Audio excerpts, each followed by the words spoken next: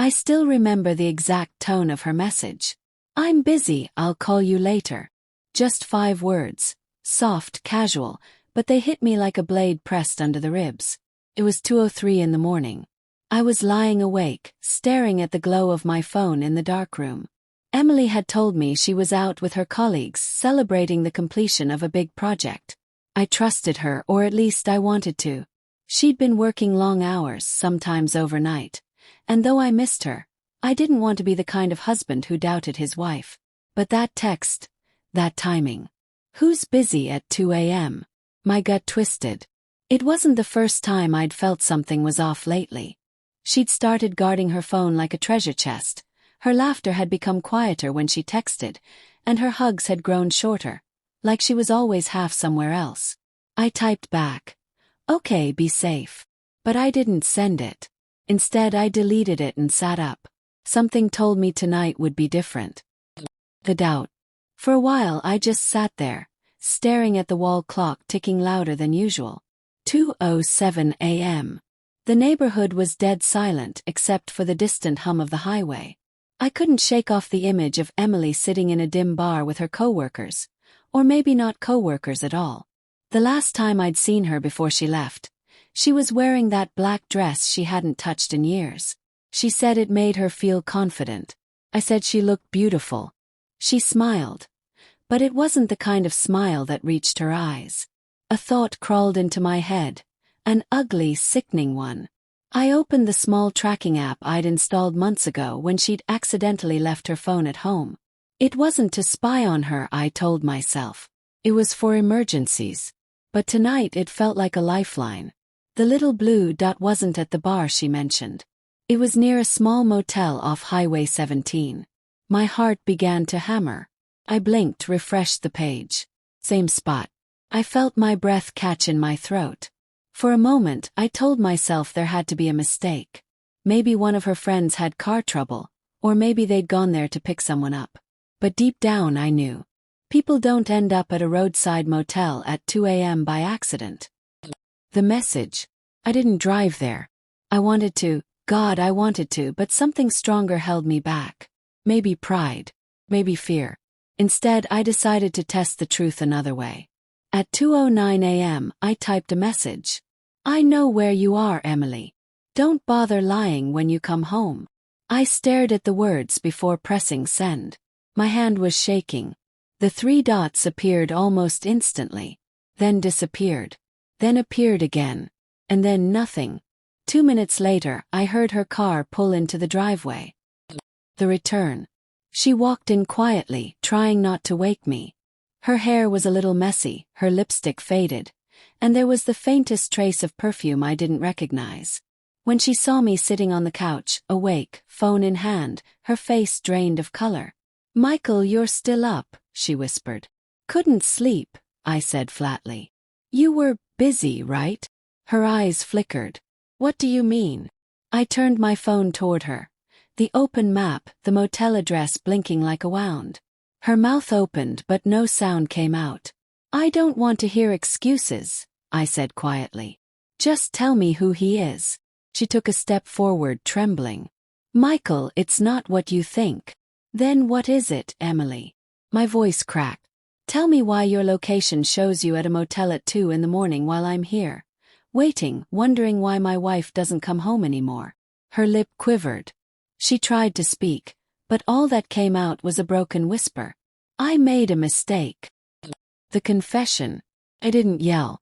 I didn't throw things. I just sat back and listened. She told me everything, or at least what she claimed was everything. His name was Daniel, a consultant who'd been working with her team for the past few months.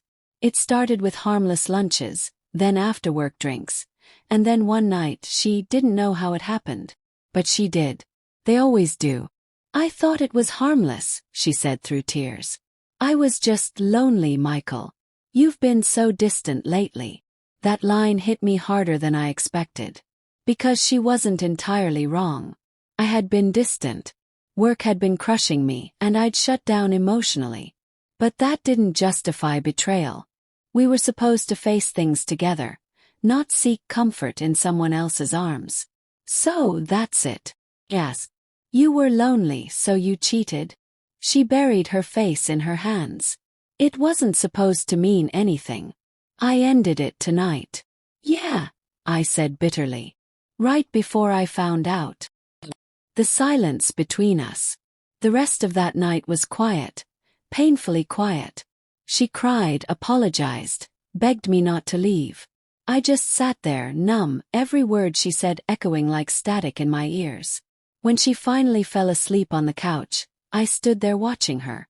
The woman I loved, the woman I built my life with, looked so small and broken. For a fleeting second I felt pity.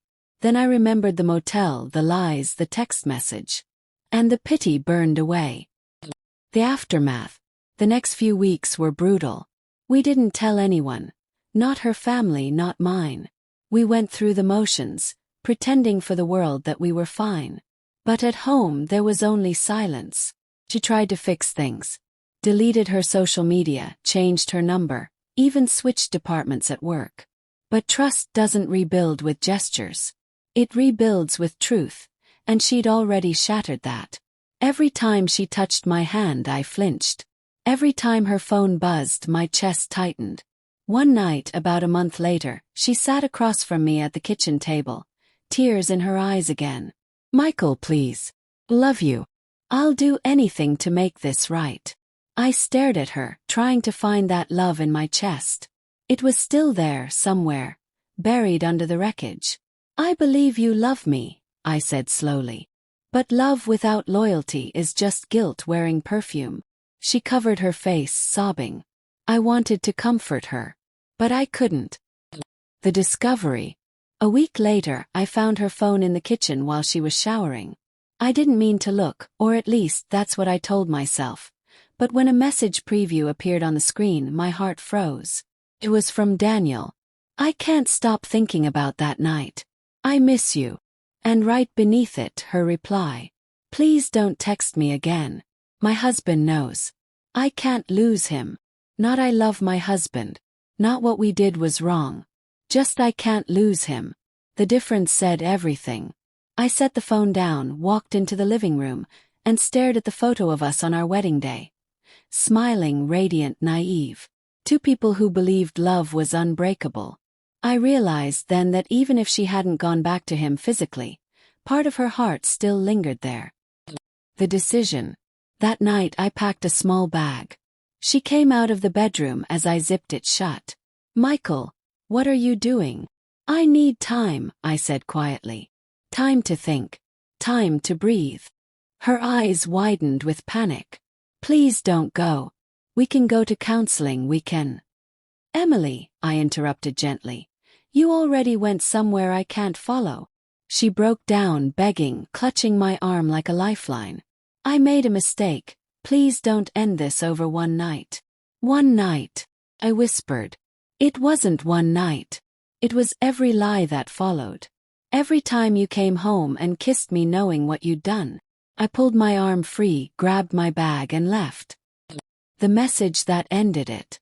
As I sat in my car, engine running, my phone buzzed. A new message from Emily. Please don't do this. I'll do anything. I can't live without you. I stared at the screen for a long time. Then I typed back. You should have thought of that before you texted, I'm busy, at 2 a.m. And I hit send. Through the window, I saw her collapse onto the floor, shaking as she read it. Just like she had the night she came home from that motel. Only this time there was no coming back from it. It's been 8 months since that night. I moved to a smaller apartment closer to work.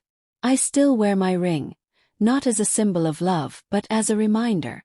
Sometimes I still wake up at 2 a.m. and stare at the ceiling, half expecting my phone to light up with another text. But now it stays silent, peacefully silent. Emily reached out a few times after the divorce papers were finalized. She said she'd started therapy, that she regretted everything. Maybe she does. But regret doesn't rewrite history. I learned something through all this. Betrayal doesn't just break trust. It changes the way you see love. It makes you realize that sometimes, the person who promised to protect your heart is the very one who crushes it. But it also teaches you something else. That survival isn't about forgetting the pain.